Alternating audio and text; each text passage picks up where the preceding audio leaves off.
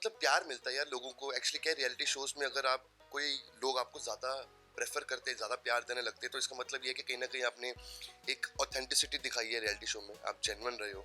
तभी लोग आपको क्या, क्योंकि ना जो लोग फेक करने की कोशिश करते हैं वो पकड़ में आ जाता है। कि अब सीजन 13 का जो लेवल है वो बार सेट कर चुके हैं सिद्धार्थ शुक्ला जी, भाई हमारे जो महादेव को प्यारे हो चुके हैं, उन्होंने एक बार सेट कर दिया था। तो उसको बीट करने के लिए मुझे लगता है अब सर्वशक्तिमान जैसे 4-5 लोगों को बुलाना पड़ेगा। मैं अकेला कुछ नहीं कर पाऊंगा, 5-6 उंगलियां लगेंगी, क्योंकि वो अकेले सब पे भारी थे। तो लोग उसको पहले बहुत गाली देते हैं, पर बाद में धीरे धीरे ग्रेजुअली समझ जाते हैं कि यार ये बंदा जेन्युइन है। तो मेरी दूसरे दूसरे शो से आए हुए ऑडियंस कंटेस्टेंट्स की फैन बेस को भी अपना बना लेना, वो भी मेरी नज़र में एक जीत है। एक लड़की, एक छाहर, प्रियंका छाहर है। तो मैंने ज़्यादा लोगों के नाम सुने भी नहीं है जो बाकी कंटेस्टेंट्स आए हैं। और जैसे कि पूरी दुनिया कहती है कि आज नेवर जज a book by its cover, पर मैं जब तक खुद से देखूंगा नहीं तो मुझे नहीं पता कि कैसा सीजन चल रहा है। अच्छा ही चल रहा होगा। बिग बॉस से सलमान खान साहब बैठे हैं। लोगों ने ना एक्चुअली दिवाली का कॉन्सेप्ट बदल दिया हिंदुस्तान में, अगर मैं सही बताऊं तो आपको। तो वो लाइट्स का फेस्टिवल है। जब जब श्री राम जीत कर आए थे तब पटाखे पुटाखे नहीं जलते थे, तब लोग दिए जलाते थे, लाइट्स जलाते थे। Lights, it's a festival of lights. मैं लास्ट ईयर सीजन में गया था 2021 में, और 2021 ने मेरी जिंदगी बदल दी। सीजन 13 में मैं गया था, और जैसे कि सीजन 13 पता नहीं, जैसे बिग बॉस भी है, सीजन 13 हिट होता है। 13 नंबर लकी नंबर है। और MTV अगर आप देखें तो M is the 13th alphabet हमारे ABCD में। तो हमारा सीजन में मतलब ऊपर वाले ने, कुदरत के जो नियम थे कह लो, कि हमारे stars were in our favour, तो वहाँ से एक सुपर हिट, अब तक के सारे सीजन में से सबसे हिट हमारा सीजन गया। उसमें से एक सुपरस्टार निकल के आया महादेव की कृपा से, और मुझे फिर लॉकअप में जाने का मौका मिला, क्योंकि जो मेकर्स थे हमारे स्पिट्सविला X3 के, वही जो स्पिट्सविला बनाते आए हैं आज तक, उन्होंने ही लॉकअप बनाया है। तो नाउ सागर सर मेरे गुरुजी हैं, तो उन्होंने ही मुझ में कुछ देखा, और वो मुझे स्पिट्सविला X3 से लॉकअप के सीजन 1 में ले गए, और मैं सीजन 1 का फर्स्ट फाइनलिस्ट बना, और कंगना रनावत का फेवरेट, उनका संडे जैसे कि उन्होंने कहा। तो अच्छा लगता है, मतलब धीरे धीरे मुकाम हासिल कर रहा हूँ कुछ ना कुछ, इतने साल दिए इस मुंबई शहर को, तो इट फील्स गुड। वो तो है ये। मैंने अब तक 3 रियलिटी शोज कर चुका हूँ। एक शिल्पा शेट्टी का भी शो आया था, hear me love me, Amazon prime पे। वहाँ से मेरे एक डेटिंग रियलिटी शो की शुरुआत हुई थी आज से 6 साल पहले। उसके बाद फिर स्पिट्सविला, फिर लॉकअप। अब ऑब्वियसली रियलिटी शोज का जो एंड है वो बिग बॉस पे खा के ख़त्म होता है, और लाइक उसके एक जो वो कॉन्सेप्ट है कैप्टिव रियलिटी का, वो नंबर 1 पे बिग बॉस को मैं समझता हूँ। और देखते हैं धीरे धीरे, बाकी रास्ते में है। और बात आती है अगर डांस की, नच बलिए, झलक दिखला जाए की, तो वो बिल्कुल करेंगे। पर खतरों के खिलाड़ी वगैरह ये सब ना, I think it's a chain. पहले लोग बिग बॉस में आना प्रेफर करते हैं, फिर खतरों में जाते हैं। लाइक आपने देखा ही होगा सारे सेलिब्रिटीज जो भी हैं, लाइक खतरों का बिग बॉस के बाद आता है, फिर झलक दिखला जा, जैसे रूबीना जी गई हैं। तो it's like a normal procedure, तो हमें भी उस प्रोसीजर को फॉलो करना पड़ेगा। बिल्कुल, क्यों नहीं, क्योंकि अब यार आती हुई लक्ष्मी को कौन मना करता है। वो तो अब धीरे धीरे, अब बॉम्बे में रहना आसान काम नहीं है, घर का खर्चा ही हमारा, सब चीज़ें होती हैं जो भी हैं। बट इट्स लाइक कि मैं काम को कभी ना नहीं करता, मैं वेट करता हूँ कि कोई काम आए, क्योंकि बॉम्बे में लोग तरसते हैं। जैसे कि मैं पुराने दिन कभी नहीं भूलता कि जब मैं खाली बैठा हुआ करता था कि काम नहीं काम नहीं, बट जब मिलता है, सामने से चीज़ें आती हैं, तो अपनी नाक को इतना ऊपर नहीं रखना चाहिए। कि कहते हैं ना कि ज़्यादा झुक के लोग किसी से मिलो तो लोग पीठ का पायदान बना लेते हैं, पर मैं ये भी चीज़ विश्वास रखता हूँ कि ज़्यादा झुके हुए पेड़ों पर ही फल लगते हैं। तो मैं डाउन टू अर्थ रह के थोड़े से हर काम को कभी ना नहीं करता। जो भी काम आता है just accept it, but on my terms and conditions now obviously. मतलब प्यार मिलता है यार लोगों को। एक्चुअली क्या रियलिटी शोज में अगर आप कोई लोग आपको ज़्यादा प्रेफर करते हैं, ज़्यादा प्यार देने लगते हैं, तो इसका मतलब ये है कि कहीं ना कहीं आपने एक ऑथेंटिसिटी दिखाई है रियलिटी शो में, आप जेन्युइन रहे हो। तभी लोग आपको क्या, क्योंकि ना जो लोग फेक करने की कोशिश करते हैं वो पकड़ में आ जाते हैं। एक हफ्ता, 10 दिन, 15 दिन, 2 हफ्ते फेक करेगा आदमी, पर अगर आप 72 दिन किसी शो में रह लो, 2.5 महीने तक, तो सारी सच्चाइयाँ बाहर आ जाती हैं। और मेरा शायराना अंदाज लोगों को बहुत अच्छा लगता है, तो आई फील ब्लेस्ड कि लोग इतना प्यार करने वाले हैं।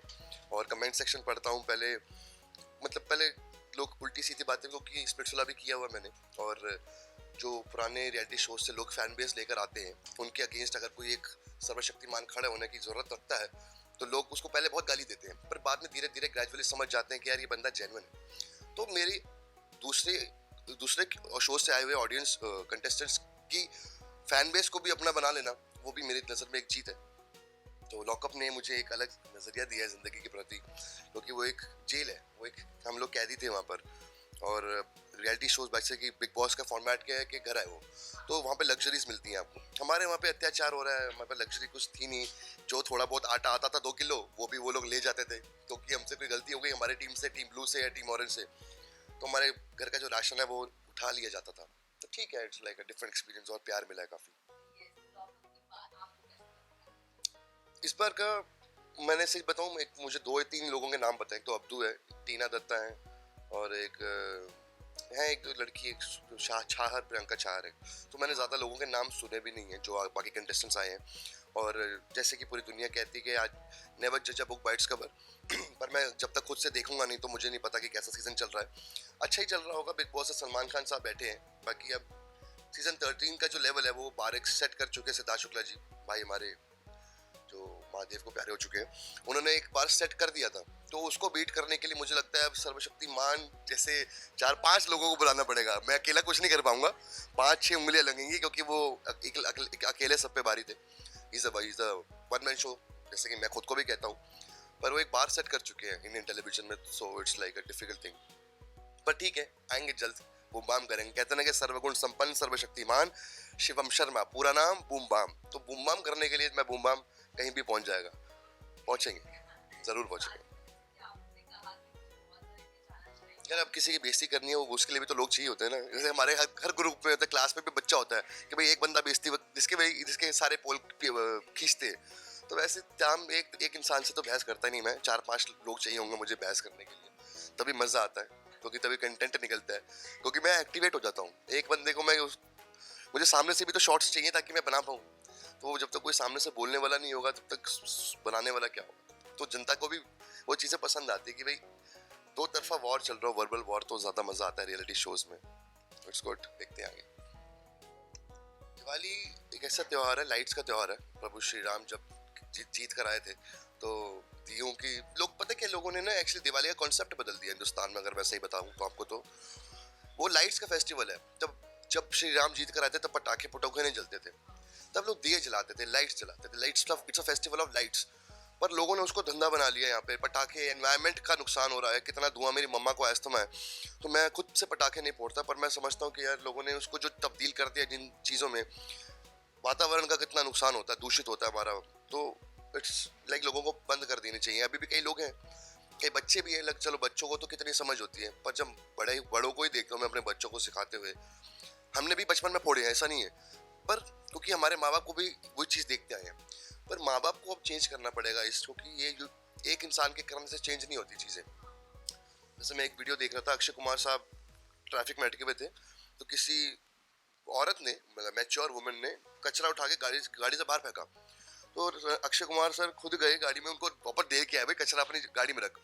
उनके साथ बच्चा भी बैठा हुआ था। तो वो मैंने वीडियो देखते देखते ऑब्जर्व किया कि अब माँ बाप भी बच्चों के सामने करेंगे तो बच्चे तो बड़े होकर कचरा करेंगे।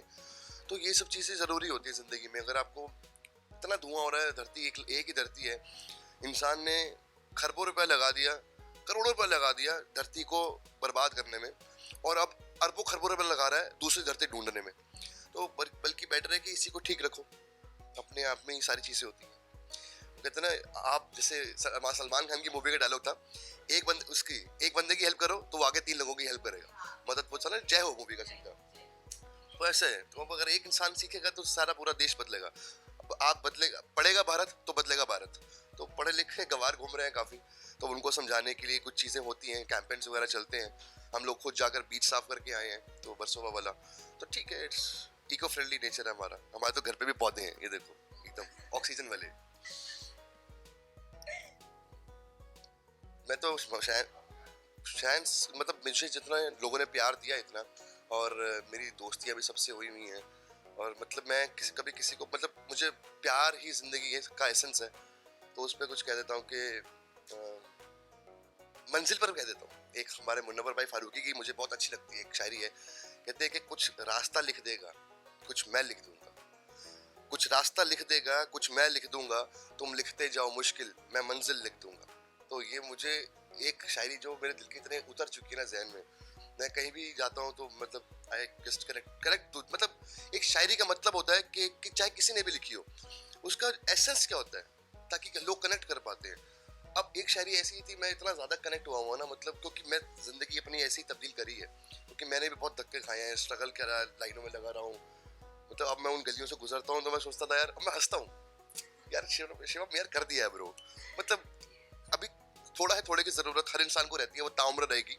और मतलब हर इंसान के ऊपर कोई ना कोई बैठा है, जब तक कि आप इलॉन मस्क हो, अगर अडानी भी हो तब भी आपके ऊपर बैठा है, क्योंकि अडानी नंबर 2 पे है रिचेस्ट मैन। पर अडानी सर में और इलॉन मस्क में के जो पैसे में डबल का फर्क है। इस 1.5 ट्रिलियन, 8 ट्रिलियन डॉलर, इस 3 ट्रिलियन डॉलर। तो हर इंसान के ऊपर कोई ना कोई बैठा है। पर आप संतुष्ट आप कैसे रहते हो, आप खुश किस चीज में मिलती है आपको, मैं उस चीज में ज्यादा विश्वास रखता हूँ। तो जिंदगी को जरूरत के हिसाब से जीना चाहिए, ख्वाहिशों के मुताबिक नहीं, क्योंकि जरूरतें फकीरों की भी पूरी हो जाती हैं और ख्वाहिशें बादशाहों की भी अधूरी रह जाती हैं। तो मैं जरूरत के हिसाब से जीता हूँ, मैं खुश रहता हूँ जैसे हूँ, हर हाल में खुश रहता हूँ। हाँ, अब ये कहाँ दिखने वाला हूँ मैं, बहुत जल्द 1 डेढ़ महीने में आने वाला हूँ। तो अब इसको जानने के लिए आपको थोड़ा सा वेट करना पड़ेगा। और मेरी जो फैन बेस है जिन्होंने मुझे पुराने रियलिटी शोज में देखा है, उनके लिए एक सरप्राइज आने वाला है। तो बस वेट कीजिए।